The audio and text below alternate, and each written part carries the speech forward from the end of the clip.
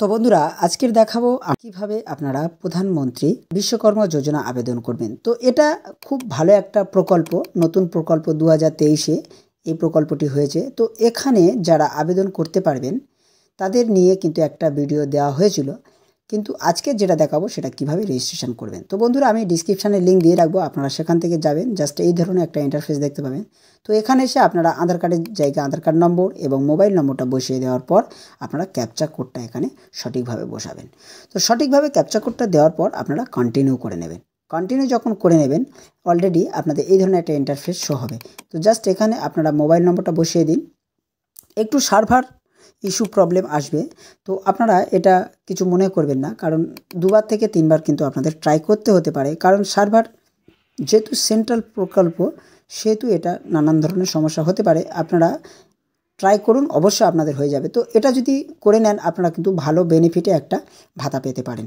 তো 15,000 টাকা মাসিক একটা ভাতা আপনারা কিন্তু পেতে পারেন। সেই জন্য প্রত্যেককে অনুরোধ করব আপনারা অবশ্যই নিজের মোবাইল থেকে কিংবা হাতে থাকা ট্যাব বা ল্যাপটপ থেকে কিন্তু করে নিতে পারবেন। যারা ল্যাপটপ বা কম্পিউটারে করতে পারবেন না তারা মোবাইল থেকে সেম টু সেম প্রসেস করে নেবেন। তো মোবাইল নম্বর দিয়ে আপনারা যখন কন্টিনিউ করবেন অলরেডি কিন্তু আপনার মোবাইলে একটা মেসেজ চলে যাবে, 6 সংখ্যার একটা ওটিপি চলে যাবে। এই ওটিপিটা আপনি অবশ্যইভাবে এটা বসাতে হবেন, বসিয়ে আপনি কন্টিনিউ করে নেবেন। তো প্রত্যেকের বলি এই ধরনের ওটিপি বা এই ধরনের ফর্ম যারা ফিল আপ করতে আগ্রহী তারা অবশ্যইভাবে চ্যানেলটিকে সাবস্ক্রাইব দিয়ে রাখবেন। তো বন্ধুরা এখান থেকে যখন ওটিপি দিলেন অলরেডি পার্সোনাল ডিটেলসে আপনার নাম, বাবার নাম, জেন্ডার, ডেট অফ বার্থ সমস্ত কিছু চলে এসেছে। তো তারপরে যেগুলো মানে আনফিল আছে সেগুলোকে আপনার ফিল করে নিতে হবে। তো এখান থেকে আপনি ফেচ করে নিন কিংবা এড়িয়ে চলুন, যেহেতু স্টার মার্ক নেই না করলেও চলে যায়। ফ্যামিলি ডিটেলস করতে হবে না, জাস্ট আপনি এখানে অ্যাড র করে নিতে পারেন। এই যে ডান দিকে আপনারা দেখতে পাচ্ছেন অ্যাড র, এখান থেকে আপনি কিন্তু অ্যাড র করে নিতে পারেন। তো জাস্ট আমি এখান থেকে রেশন কার্ড বসিয়ে দিয়ে ফেস ডিটেলস করলে এখানে নো রেকর্ড ফাউন্ড এই ধরনের কিছু দেখাচ্ছে। তো জাস্ট এটাকে আমি না দেওয়া দরকার আছে, দেওয়ার দরকার নেই, সরি। এখান থেকে আপনি অ্যাড র করে নেবেন। তো অ্যাড র করে নেওয়ার পরে আপনার নামটা লিখবেন, মানে যিনি আবেদন করছেন তার নামটা লিখবেন। তো এই নামটা লেখার পর আপনি একটা রিলেশনশিপ দিয়ে দেবেন, আপনার বাবার নাম দিয়ে দিতে পারেন। তো এখান থেকে আপনার হাজব্যান্ড বা ফাদার নাম যা কিছু যার নাম দেবেন তার সঙ্গে আপনার সম্পর্ক কী আপনি এটা দিতে পারেন। তারপরে তার আধার কার্ড নম্বরটিও বসিয়ে দেবেন। এবং আপনি যদি আপনার নিজের নাম দেন তাহলে কিন্তু এটা আপনার সেলফ করবেন এবং আপনার আধার কার্ড নম্বরটি এটা বসিয়ে দেবেন। তো আধার কার্ড নম্বরটি আপনি বসিয়ে দেওয়ার পর আপনার নেক্সট স্টেপে চলে যাবেন।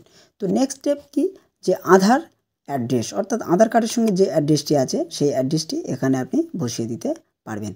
তো জাস্ট এখান থেকে আপনি আধার কার্ড অ্যাড্রেসটি অলরেডি বসানো আছে, জাস্ট কিছু যেগুলো নেই সেগুলো আপনি ফিল আপ করে নিন। তারপরে কারেন্ট অ্যাড্রেস সেম, এবং আপনি যদি পঞ্চায়েত এলাকা হন তাহলে ইয়েস করবেন। তারপরে এটা আপনার ব্লকটি আপনি সিলেক্ট করে নেবেন, অর্থাৎ আপনি যে ব্লকে বিলং করছেন, যে ব্লকে আছেন, যে ব্লকের আন্ডারে আছেন সেই ব্লকটা এখান থেকে সিলেক্ট করে নিন। সিলেক্ট করে নেওয়ার পর গ্রাম পঞ্চায়েত, অর্থাৎ আপনি কোন গ্রাম পঞ্চায়েতের আন্ডারে আছেন। তারপরে এখান থেকে আপনি সিলেক্ট করবেন যে কোন প্রফেশন, ট্রেড ডিটেলস, অর্থাৎ কোন প্রফেশনে আপনি আছেন। তো যেহেতু এটা ডল অ্যান্ড ট্রাই মেকার আছে, যেহেতু এটা মূর্তি তৈরি করে কিংবা পটোদার, সোজা কথা বাংলা কথায় যেটা বলে, তো সে পটোদার সিলেক্ট করার পর আপনি নেক্সট করে দেবেন। তো এখান থেকে নো করবেন, কারণ যারা প্রতিবন্ধী কিনা তাদেরটা ইয়েস নো আছে, তো এখান থেকে আপনি ইয়েস নো করে দেবেন। তো নো যেহেতু নো করে দেবেন, দেওয়ার পর এখানে ব্যাঙ্ক সিলেক্ট করুন, অর্থাৎ আপনি কোন ব্যাংকের অ্যাকাউন্ট এখানে দিতে চান। তো আপনি যেহেতু আমি যেহেতু স্টেট ব্যাংকের অ্যাকাউন্ট দেবো, আপনি যে ব্যাংক দিন না কেন প্রথমে ব্যাংকের নামটি এখানে সিলেক্ট করে নেবেন, অর্থাৎ সার্চ করে নেবেন আপনার নামটি আছে কি না। তো এখান থেকে আমি স্টেট ব্যাংক লিখে দেব। স্টেট ব্যাংক লিখলে বা আপনি যদি কোনো ব্যাংক লিখতে চান তো এখান থেকে লিখে দিলে অলরেডি কিন্তু ব্যাংকের নাম চলে আসবে। তারপরে এটা আইএফএসসি কোডটি এখানে বসিয়ে দেবেন। তো আইএফএসসি কোডটি সঠিক বসাবেন, এর আগের ভিডিওতে আমি বলেছি আর এখনও বলছি। আইএফএসসি কোডটি কিন্তু পরিবর্তন হচ্ছে কিংবা নানান ব্যাংকের সঙ্গে মার্চ করা হচ্ছে, সেহেতু আইএফএসসি কোডটা আপনারা ভুল করবেন না।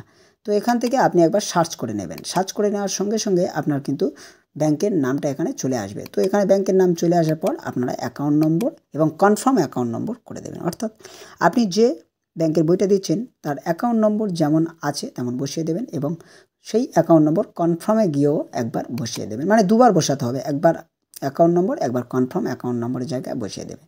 দেওয়ার পর স্ক্রল ডাউন করে নিচের দিকে চলে আসবেন, এসে নেক্সট। তো নেক্সট করার পর এখানে আর কিছুই নেই, জাস্ট এখান থেকে আপনি কোন ক্যাটাগরির লোন নিতে চান বা কোন ক্যাটাগরির একটা সাহায্য পেতে চান, আপনার যদি দোকান থাকে না থাকে, তো জাস্ট আপনি শেষেরটা টিক চিহ্ন করে দেবেন।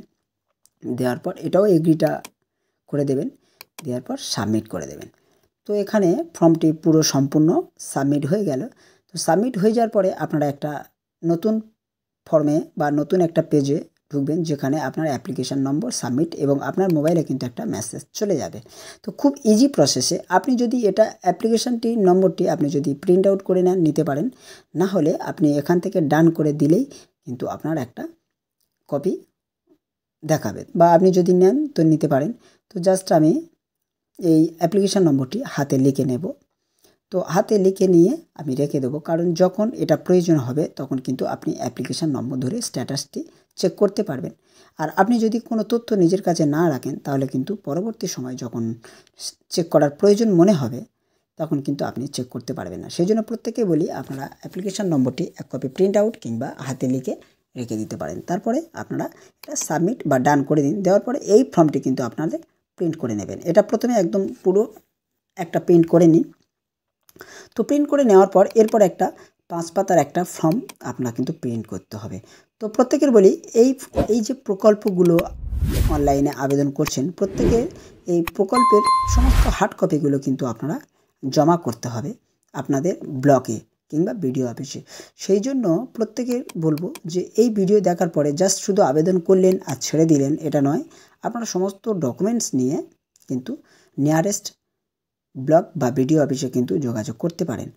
তবে এই ব্লক বা বিডিও অফিসে যদি না যোগাযোগ করেন, তাহলে কিন্তু এই ফর্ম ফিল আপ করার কোনো মূল্য থাকবে না। তো সেহেতু প্রত্যেককে অনুরোধ করব, যারা আমার চ্যানেলে আছেন এবং যারা নেই, যারা আসছেন ভিডিও দেখছেন, তাদেরকেই বলবো আপনারা ফর্মটি ফিল আপ করার পর সমস্ত ডকুমেন্টসটা জেরক্স করে, অর্থাৎ এই ফর্মটি ফিল আপ করার সময় যে ডকুমেন্টস লেগেছিল সেই ডকুমেন্টসগুলো জেরক্স করে এই ফর্মের সঙ্গে আপনারা প্রিন্ট করতে পারেন। তো ফর্মটি এখান থেকে ডাউনলোড করবেন। এখান থেকে ডাউনলোডে যখন ক্লিক করবেন, এইরকম একটা ফর্ম আপনার সামনে ওপেন হবে। তো এই ফর্মটিও আপনি প্রিন্ট করে নেবেন। তো ফর্মটি প্রিন্ট করে নিয়ে আপনারা কিন্তু প্রিন্ট কপিটা বিডিও অফিসে জমা করুন। তো বন্ধুরা, এই ছিল আজকের ভিডিও। আশা রাখি এই ভিডিওটি দেখে আপনারা অনেকটা উপকৃত হয়েছেন। যদি উপকৃত হয়ে থাকেন, একটি লাইক দেবেন, আর চ্যানেলে নতুন হলে চ্যানেলটিকে সাবস্ক্রাইব করে সঙ্গে থাকবেন এবং অল নোটিফিকেশনটি অন করে রাখুন পরবর্তী নতুন ভিডিও সবার আগে দেখার জন্য। এবং এই ভিডিওটি বন্ধুদের কাছে শেয়ার করুন, তাদের দেখার সুযোগ করে দিন। ভালো থাকবেন, সুস্থ থাকবেন এবং ডিএস বাংলার সঙ্গে সদা সর্বদা জুড়ে থাকার জন্য আপনাদের অসংখ্য অসংখ্য ধন্যবাদ। আর ভিডিওটি শেষ পর্যন্ত দেখার জন্য আপনাদের অসংখ্য ধন্যবাদ। নমস্কার।